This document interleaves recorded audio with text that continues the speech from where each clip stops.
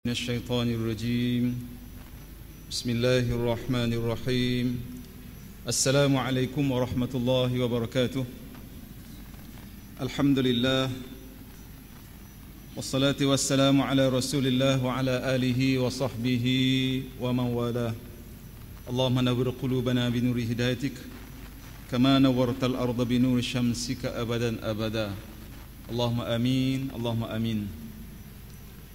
Muslimin muslimat, sidang jemaah dan juga para pendengar yang dikasihi oleh Allah Subhanahu wa taala, alhamdulillah, marilah sama-sama kita bersyukur kepada Allah.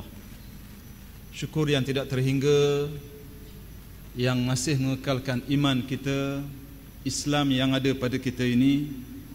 Mudah-mudahan dua nikmat yang besar ini menjadi hujah kepada kita apabila kita bertemu Allah Subhanahu wa taala di hari akhirat nanti. Mudah-mudahan kesungguhan kita, keikhlasan kita akan dihitung, akan dikira oleh Allah Subhanahu wa taala sebagai amal soleh dalam usaha kita untuk mendekatkan diri kita kepada Allah Subhanahu wa taala. Pada malam ini insya-Allah dengan masa yang terhad ini, saya cuba untuk berkongsi dengan tuan-tuan, puan-puan sekalian beberapa perkara yang berkaitan dengan pembinaan generasi ataupun bagaimana perlunya kasih sayang seorang ibu bapa ataupun orang tua terhadap anak-anaknya. Allah Subhanahu wa taala telah mensyariatkan an-nikah, perkahwinan, bertujuan untuk memberi ketenangan, untuk memberi satu perasaan kasih sayang antara suami dan isteri, dan meneruskan melahirkan zuriat yang salihah. Anak-anak merupakan amanah daripada Allah. Kita sebagai ibu bapa, kita sebagai mak ayah, kita sebagai datuk ke, nenek ke, toki ke, anak cucu cicit kita itu adalah amanah yang perlu kita jadikan mereka ini manusia yang saleh, yang beriman kepada Allah Subhanahu wa taala, yang memberi manfaat kepada keluarga, kepada masyarakat, kepada negara, dan lebih-lebih lagi kepada agama. An Abi Hurairah radhiyallahu anhu qala Rasulullah sallallahu alaihi wasallam qala qabbala Rasulullah sallallahu alaihi wasallam Hasan bin Ali wa 'indahu al-Aqra bin Habis at-Tamimi jalis faqala al-Aqra inna li 'asharatan minal walad ma qabbaltu minhum ahada atau kama qala sallallahu alaihi wasallam. Hadis rawahu al-Bukhari. Tuan-tuan puan-puan yang dikasihi oleh Allah Subhanahu wa taala, hadis ini daripada Abu Hurairah radhiyallahu anhu. Dikata apa? Bahawa Nabi sallallahu alaihi wasallam telah mencium Hasan bin Ali, di mana ketika itu terdapat di sampingnya seorang lelaki, iaitulah Al-Aqra bin Habis At-Tamimi. Lalu Al-Aqra berkata, sesungguhnya aku mempunyai 10 orang anak, tetapi tidak ada seorang pun di antara mereka yang pernah kucium mendengarkan kata-kata itu. Rasulullah sallallahu alaihi wasallam memandangnya lalu bersabda,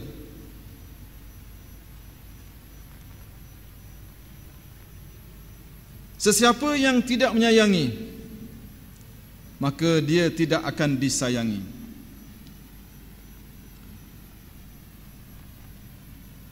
Muslimin muslimat yang saya kasih sekalian, ya. Ujung akhir hadis tadi, Rasul sebut malla yarham la yurham, ya. Maksudnya sesiapa yang tidak menyayangi seseorang, maka dia tidak akan disayangi. Atau kama qala sallallahu alaihi wasallam. Tuan-tuan dan puan dikasihi oleh Allah, hadis ini dia mendidik kita supaya ada perasaan kasih sayang. Rasulullah sallallahu alaihi wasallam, ya, dengan Hasan cucu dia cium, tanda kasih dan sayang dia kepada anak-anak yang kecil. Ada ketika Rasulullah sembahyang, anak-anak kecil ini panjat belakang dia, khabak belakang dia kalau istilah kita. Tapi Rasulullah tak marah, Rasulullah tak halang, dia keerai sehinggalah anak-anak tadi keluar dan jauh daripada dirinya. Islam mengajar kita supaya apa, tuan-tuan? Supaya kita ada perasaan kasih sayang.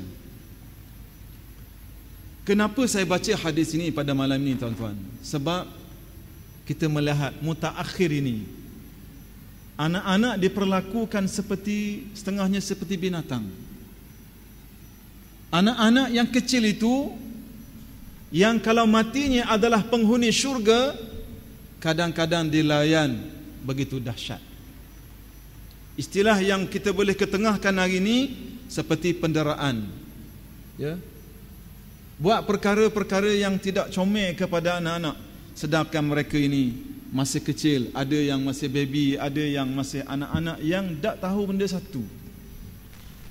Orang tua yang diberi akal oleh Allah, orang tua yang ada pengalaman hidup, kadang-kadang berdepan dengan manusia yang disebut anak-anak yang kecil ini, hilang kewarasannya, macam tak siuman, dera dan sebagainya. Jadi sebab itulah, berdasarkan hadis ini, Rasulullah dia cium anak dia, cucu dia. Jadi kalau kita sebagai seorang ayah, kita sebagai seorang atuk, toki dan sebagainya, nenek dan sebagainya, anak-anak ini sepatutnya menjadi tempat kita berkasih sayang, bergaul dengan mereka. Tuan-tuan dan puan dikasihi oleh Allah Subhanahu wa taala. Kalau kita lihat,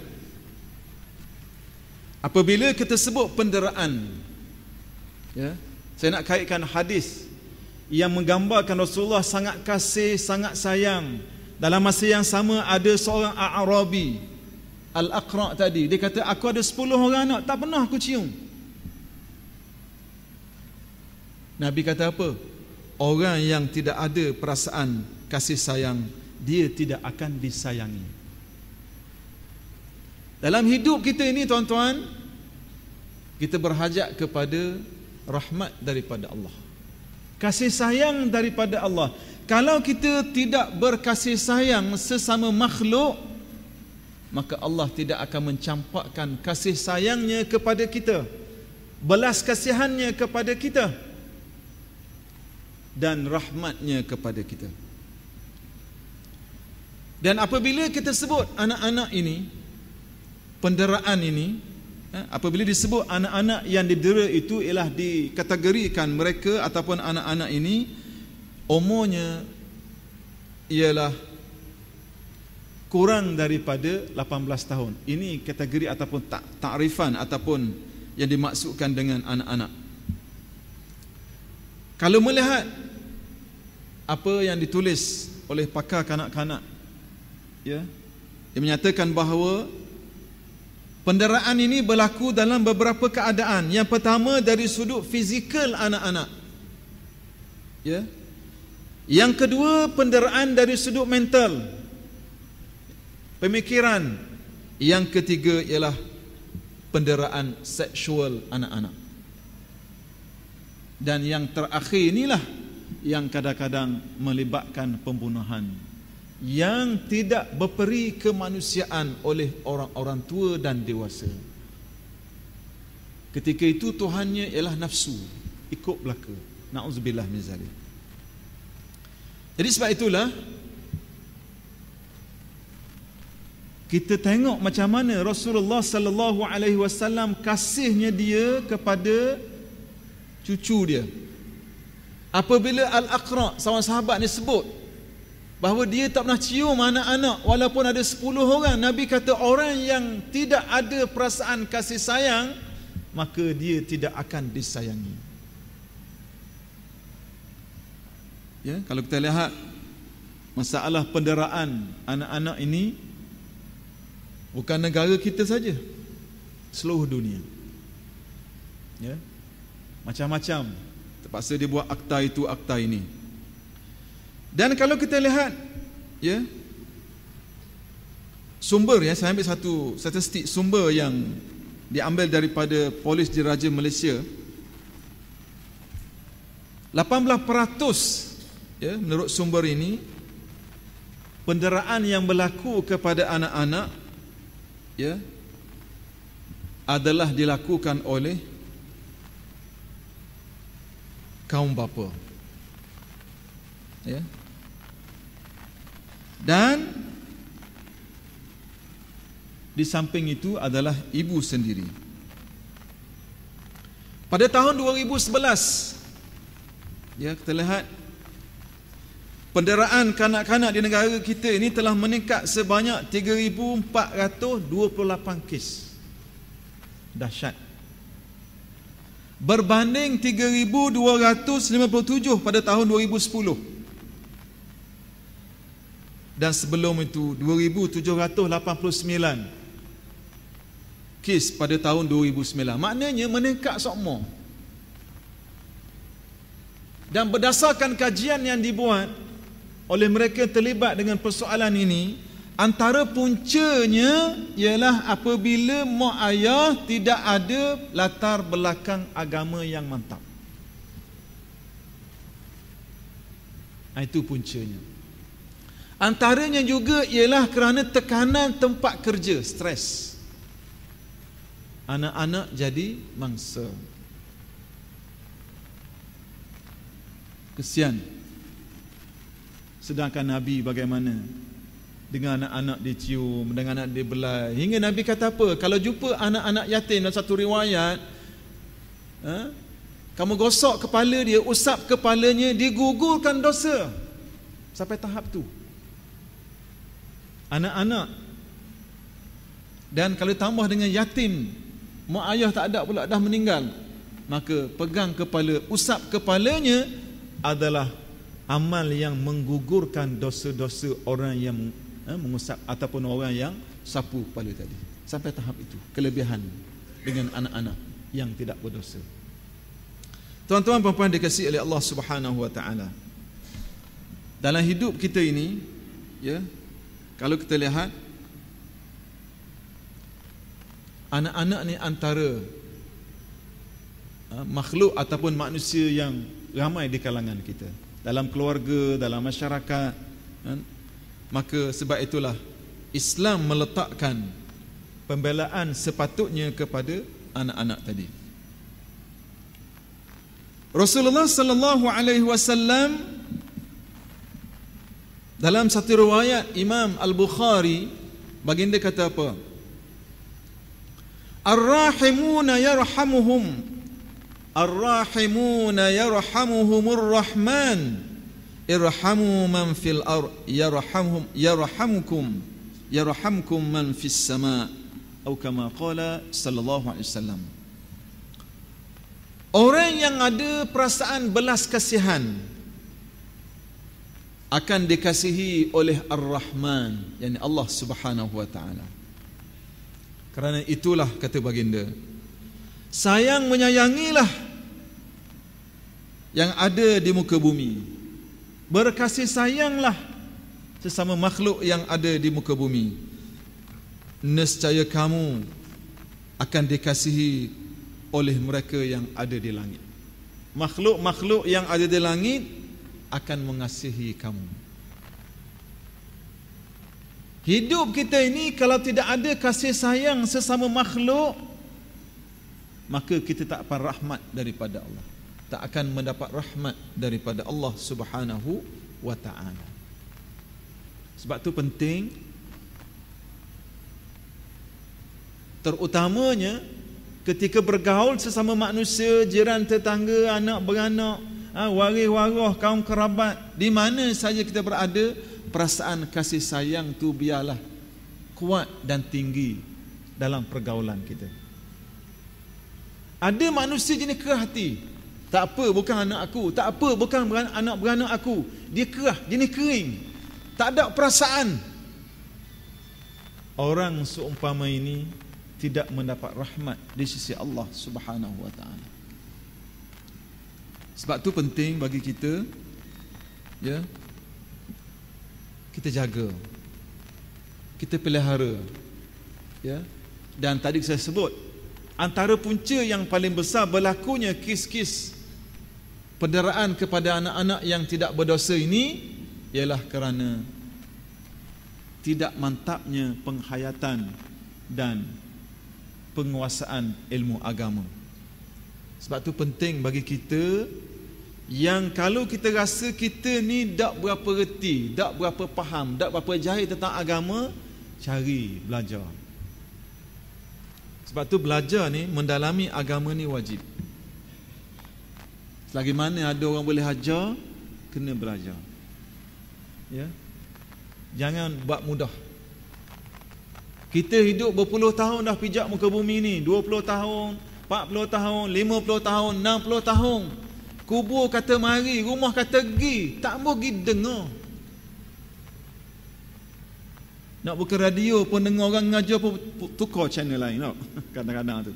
Benda pasal lama ngajar-ngajar pagi. Tak padang ngesejik ke main radio pula ni. Ada kata gitu. Tukar channel lain. Nak cerita bahawa kita ni hidup penuh dengan kejahilan.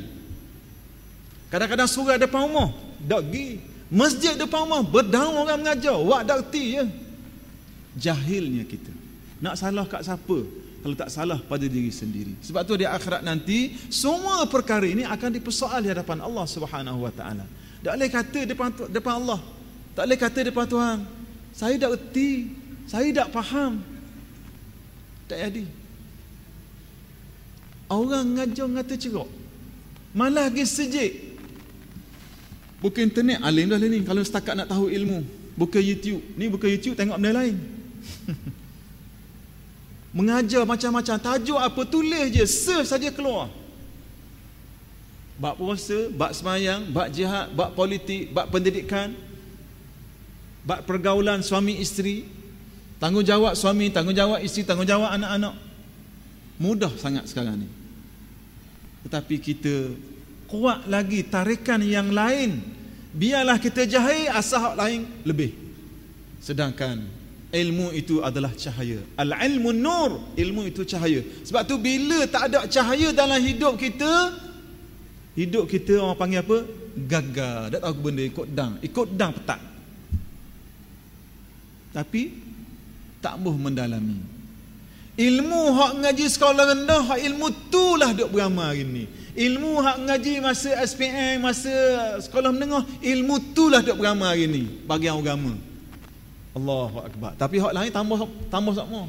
Kereta kau molek, rumah kau besar, jawatan kau tinggi. Bagi yang ilmu dak cara. Fardu ain dak cara. Tukar semibah kali hak mana wajib, hak mana fardu, hak mana sunat. Dak tahu pandai kau sekali. Sebab apa? Dak ngaji. Sebab apa? Tak belajar. Tak apa, kita bukan ustaz, bukan nak ngajar orang. Bukan nak suruh ngajar orang, nak suruh reti. Ustaz belebel tu dia kata. Kadang-kadang yang mahu kita pula. Saya nak sebut sini sebab apa? Kerana ilmu itu penting, tuan-tuan. Kita kalau benda lain kita sungguh tidak adil dalam hidup ni. Allah Ta'ala bagi kita anugerah kesihatan, Allah Ta'ala bagi kita anugerah sihat, anugerah duit, anugerah pangkat, anugerah kedudukan, zuriat anak-anak. Kita dapat belaka. Kita nak, tapi kalau bab-bab mempertingkatkan diri kita menjadi manusia yang bercahaya di seluruh ilmunya, tak ada. Wak mudah. Ada setengah orang minta maaf, saya sebut, dia kata, saya pecing dah ustaz, payah nak ngaji ustaz. Tak ada. Bab ilmu tak ada. Daripada budak sampai ke liang lahat kena ngaji. Minal mahdi ilal lahdi. Kena belajar. Tupur ke, tak tupur ke, ngaji setakat boleh. Sebab itulah kita berusaha, kemudian kita menyerahkan diri kepada Allah Subhanahu wa taala. Baik. Kita nak fokus di sini, kita nak tumpu di sini ialah tajuk yang mana kita sebut bahawa kasih sayang kepada anak-anak. Satu perkara yang perlu kita ambil berat. Dalam satu riwayat, ya, Rasulullah sebut apa? Ahibbus sibyan warhamuhum wa idza wa'adtumuhum fafu lahum fa innahum la yarawna illa annakum tarzuquhum atau kama qala sallallahu alaihi wasallam. Rasulullah sebut apa? Tahawi atau kama qala sallallahu alaihi wasallam. Dia kata apa? Ahibbus sibyan, kata Rasulullah, cintalah, kasihlah kepada anak-anak dan sayangilah mereka. Bila menjanjikan sesuatu kepada mereka, tepatilah, jangan mukir janji, kata Rasulullah. Sesungguhnya yang mereka ketahui hanyalah kamulah yang memberi rezeki, kamulah yang memberi mereka rezeki. Anak-anak ni dia tak fikir macam orang tua. Anak-anak ni tak fikir macam kita orang tua. Kita bagi rezeki kat dia, kita bagi benda macam ayah lah akan bagi macam-macam kat dia. Sebab tu dia minta dengan kita. Rasulullah sebut dalam hadis ini, ahibbus sibyan, kasihlah kepada anak-anak. Ya? Kasihlah kepada anak-anak. Sebab apa? Sebab dia adalah makhluk yang mulia di sisi Allah. Sebab itu Imam Ghazali rahimahullah dia ajar kita, ya, perasaan macam mana dia ajar kita. Kalau jumpa anak-anak, kita rasa anak-anak lebih mulia berbanding kita, orang tua. Sebab apa? Sebab kita ni tua, dosa banyak. Anak-anak tak balik lagi, kecil lagi, dosa dia tak ada. Kita kalau mati belum tentu masuk syurga, mungkin kena bakar dulu, na'udzubillah. Tapi anak-anak bersih daripada dosa, dia adalah penghuni syurga Allah Subhanahu wa ta'ala. Jadi sebab itulah kalau kita lihat, ya, anak-anak ni perlu dididik, diasuh dengan baik. Bukan setakat kasih sayang, tapi diasuh, dididik dengan baik. Satu ketika Imam Syafi'i rahimahullah, dia datang berjumpa dengan ataupun masuk kawasan istana Khalifah Harun Ar-Rashid. Ya, dia masuk dan dia jumpa dengan seorang alim, nama dia Abu Abdus Samad. Abu Abdus Samad ni ialah seorang guru yang alim, ya, yang didik anak-anak Khalifah Harun Ar-Rashid tadi. Ya. Kemudian ada seorang bagi tahu kepada Imam Syafi'i, iaitulah Siraj. Dia kata, Imam, wahai Abu Abdullah, dituju pada Imam Syafi'i. Dia kata apa? Dia tengok anak-anak ada dekat istana Khalifah, ya. Apa kata Siraj? Dia kata, wahai Abu Abdullah, mereka ini adalah anak-anak Amirul Mukminin, dan ia Abu Abdus Samad adalah pendidik mereka, guru mereka, anak-anak ini.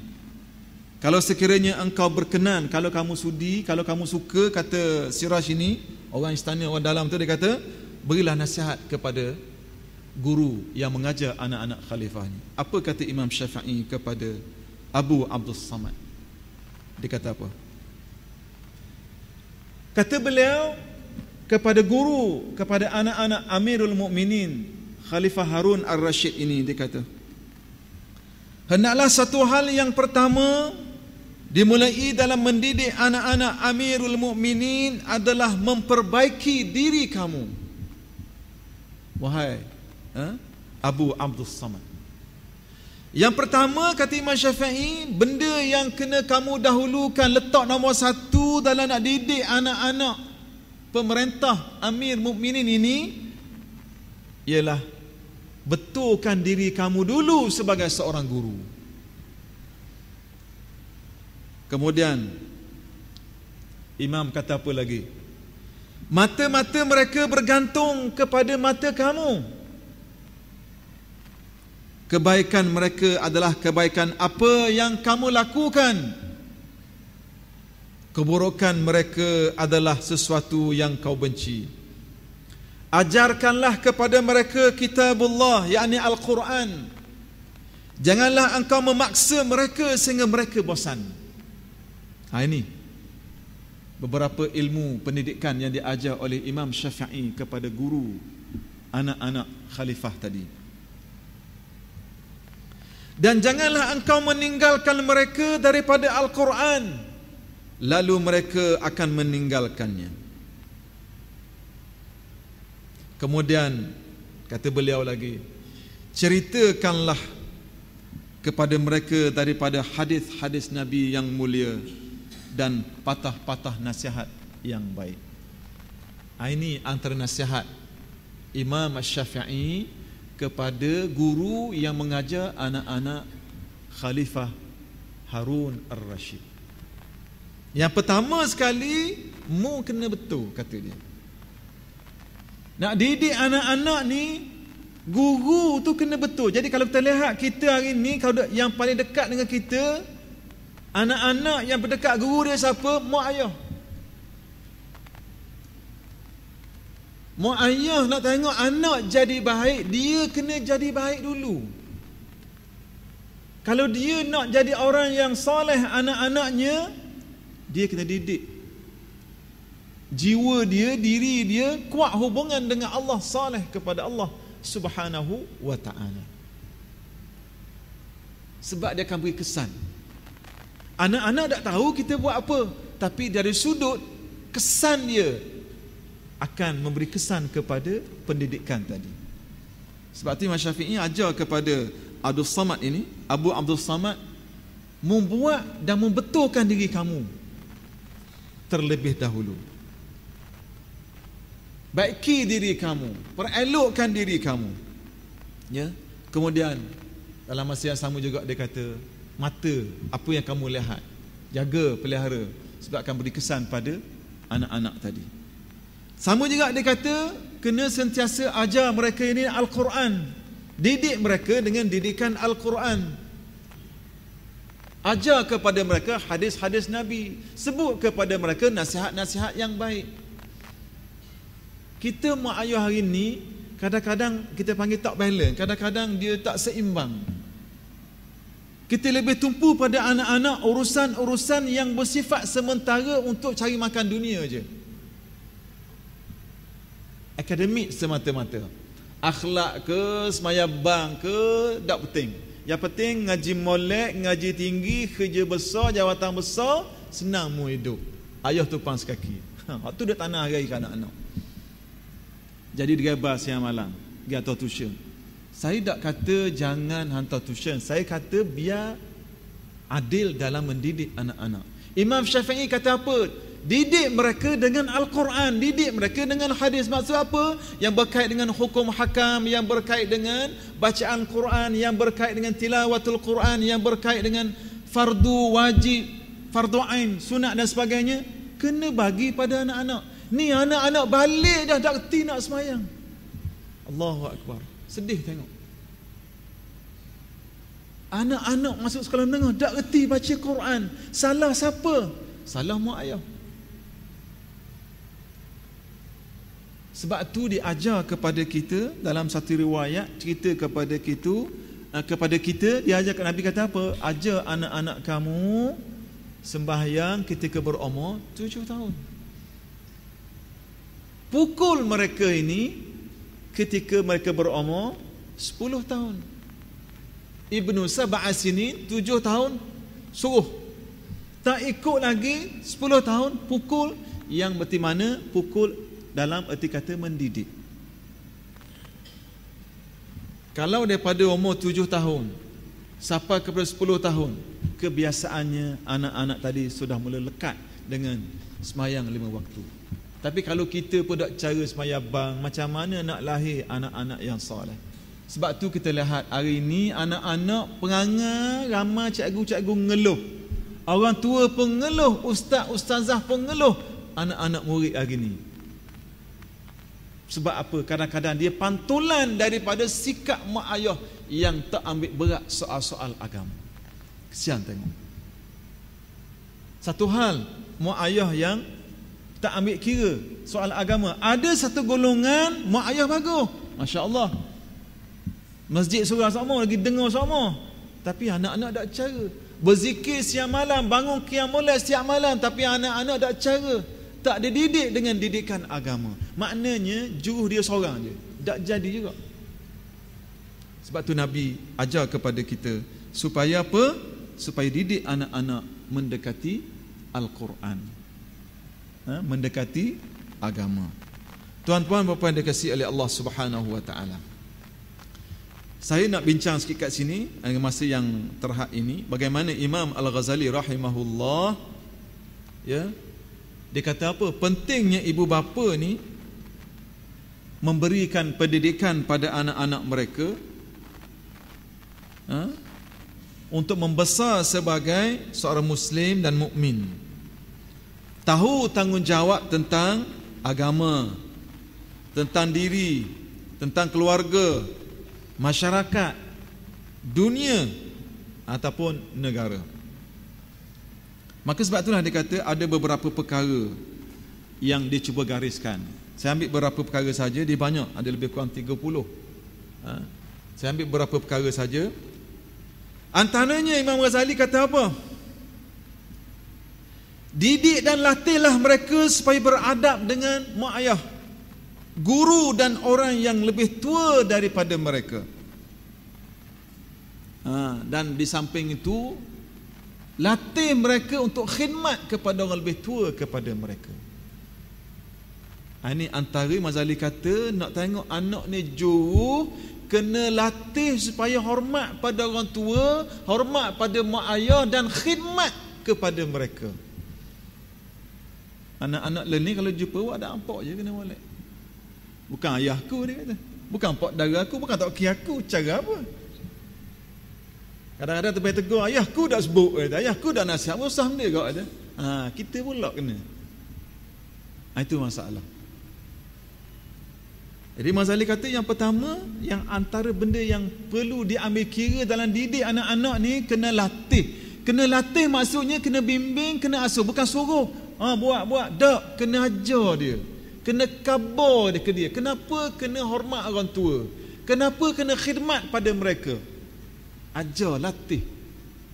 Dan anak-anak tengok kita hormat tak ke orang tua kita? Anak-anak tengok kita hormat tak kepada toki nenek moyang kita? Dia bertali rantai. Sebab tu disebut dalam hadis yang lain, maknanya dia kata, apabila seorang anak tak jaga kepentingan mak ayah dia masa hidup, bila dia tua nanti, anak-anak tidak akan menghormati dan tak jaga kepentingan dia. Nabi sebut benda tu akan berulang pada diri dia juga. Sebab tu penting kita mewarisikan kepada anak-anak akhlak yang baik, sifat-sifat yang baik, insya-Allah. Satu ketika nanti dia menjadi anak-anak yang boleh dibanggakan, bukan anak-anak yang sebut namanya sakit kepala dah. Na'udzubillah min zalik. Kemudian Imam Ghazali kata apa lagi? Wajib mendidik anak-anak melakukan ibadah, terutama salat dan puasa, dan latih mereka supaya berakhlak dengan akhlak yang mulia, serta mencegah pergaulan dengan teman-teman yang buruk akhlak dan budi pekertinya. Seterusnya lagi dia kata, didik anak-anak ni berakhlak. Didik anak-anak ni supaya bergaul dengan kawan-kawan yang akhlaknya baik. Kajian yang dibuat oleh pakar-pakar masyarakat, antara sebab punca anak-anak rosak ialah pergaulannya dengan budak-budak yang akhlaknya buruk. Sebab tu kita sebagai mak ayah kena banyak reserve, kena razak banyak sikit. Orang kata kawan dengan siapa, pergi mana, balik pukul berapa, siapa dia. Kalau istilah hari ni, budak-budak lah ni ada macam-macam, Facebook, Twitter, tengok saing dia siapa, duduk mana. Kena peka, jangan ditipu oleh budak-budak. Kadang-kadang mak ayah, oh bagus anak saya, senyap lah bilik, buat benda, main internet Ustaz, bagus kata, kucing itu umur kata. Suka sangat anak main benda dah dalam internet tu, macam-macam boleh tengok. Tengok kau sekali dia tengok benda, dah reti Ustaz, panggil abang ni tengok. Budak-budak lah ni pandai belaka tengok komputer, dia ada history dia tengok, dia boleh detect benda hak anak tengok. Masa tu tahulah anak kita buat apa, berapa jam. Ada yang cerita saya, Allah anak saya bagus, tak makan tak minum, main komputer semua itu. Kucing senyap lah dalam bilik. Allahu Akbar. Sedangkan benda tu kadang-kadang tak kena gaya merosakkan anak-anak. Saya tak kata internet tu tak bagus, banyak kebaikannya kalau diguna secara baik. Tapi kalau tak guna secara baik, itulah punca kerosakan. Dan ramai remaja kita rosak daripada puncanya internet. Pergaulannya macam-macam, sebut pun malu. Na'udzubillah min zalik. Jadi sebab tu penting pergaulan. Tengok anak kita jauh berapa, sekolah rendah kawan dia siapa, sekolah menengah kawan dia siapa, kecenderungan pakaian dia, kecenderungan cara dia menghiaskan diri, image yang ada pada dia. Tengok lagu mana. Kadang-kadang anak lelaki nampak macam puang, cegah daripada awal. Kadang-kadang puang nampak macam lelaki, cegah daripada awal. Sebab apa? Nabi melaknat orang-orang yang menyerupai satu kaum, laki ikut puang, puang ikut lelaki. Kadang-kadang mak ayah ke erai pula, tak apalah dia nak baju lelaki, belilah baju lelaki, anak puang. Terjun naik tangga, turun tangga macam orang lelaki. Tak apalah budak-budak sekarang wak warna, bila tua mari nangis, Allah warna Ustaz, main orang lelaki semua ni Ustaz. Baru tahu. Sebab tu didik, orang tua pun sebut, didik masa dia rebung, ada istilah dah. Jangan masa buluh dia patah dah. Kita sebut di sini sebab benda-benda yang Nabi larang tu berlaku dalam masyarakat kita. Kita orang tua kena peka. Dia kawan dengan siapa, duduk buat apa. Itu yang dia ajar kepada kita. Kita kena peka. Tengok Facebook dia sekali. Kadang-kadang kalau perlu nyamuk. Niat dia jawab ke mana. Ada saya jumpa seorang ayah nak tahu ayah anak lagu mana, bagus ke tak bagus, dia nyamuk masuk dalam friend dia punya Facebook. Macam-macam baru dia kenal anak lagu mana. Tak apalah, awal lagi didik, dia asuh, dia didik dan dia beritahu. Alhamdulillah ada perubahan. Ya, kita kalau tak kawal rosak. Kemudian Imam Ghazali kata apa? Ya, dia kata apa lagi? Jika kita melihat wujudnya sifat rakus di kalangan mereka, sewaktu seperti makan, waktu minum, maka didiklah mereka supaya beradab semasa makan. Terutama didik mereka supaya apa? Membaca basmalah sebelum makan, dan paksa mereka menggunakan tangan kanan dan mengambil makanan yang terdekat dengan mereka dahulu. Itu Imam Ghazali ajar. Masa makan dia kata, ajar mereka jangan tamak. Budak-budak ni kau tak ajar, kalau ikan sekor nak belah piring dia, kelik orang lain. Mak ayah dah atur dia buat dok, tak apalah budak-budak. Dia dibesarkan hari, minggu, bulan, tahun, lama-lama dia jadi tamak. Mula-mula tamak dalam makanan, lepas tu dia akan tamak benda-benda lain. Piti orang ke, hak orang ke, marilah perasaan tak elok. Dan last sekali, jadilah manusia yang tidak ada akhlak. Bila dia belajar, bila dia bekerja, jadi orang kata pegawai dan sebagainya, jadilah manusia yang tamak, rakus dan sanggup buat apa saja, rasuah, zalim dan sebagainya. Puncanya awal tadi tidak dibendung. Sebab tu penting. Nampak anak mula cenderung nak ambil barang orang, cegah. Nampak anak-anak nak ada sifat fikir penting diri dia, cegah. cegah dengan penuh kebaikan. Nasihat, jangan maki hamun, dia akan beri kesan yang tidak baik. Jadi sebab itulah dia kata masa makan didik, beradab, ajar bismillah, baca bismillahirrahmanirrahim, ambil yang dekat dulu. Itu antara perkara yang dia ajar kepada kita. Jadi sebab itulah hidup kita ini, kita ada penuh kasih sayang dengan anak-anak yang lebih kecil daripada kita, dan kunci segala-galanya banyak duduk pada kita sebagai orang tua. Ya, di samping guru-guru lah di sekolah, tapi masa tu banyak kita. Sebab itulah Islam mendidik kita supaya kita kasih sayang kita tumpahkan sepenuhnya untuk anak-anak. Supaya apa? Supaya generasi akan datang ini jadi lahir generasi yang berguna, jail generasi yang mewarisi perkara-perkara yang ditinggalkan oleh generasi terdahulu, ialah sentiasa meletakkan agama dan Islam itu kehidupan dalam kehidupan mereka. Wallahu a'lam. Mudah-mudahan Allah Ta'ala beri manfaat kepada kita semua dan beri keampunan kepada saya, kepada tuan-tuan. Mudah-mudahan Allah Ta'ala memudahkan segala urusan kita dunia dan akhirat. Wallahu a'lam. Aku qouli hadza, astaghfirullahalazim li wa lakum. Wassalamu alaikum warahmatullahi wabarakatuh.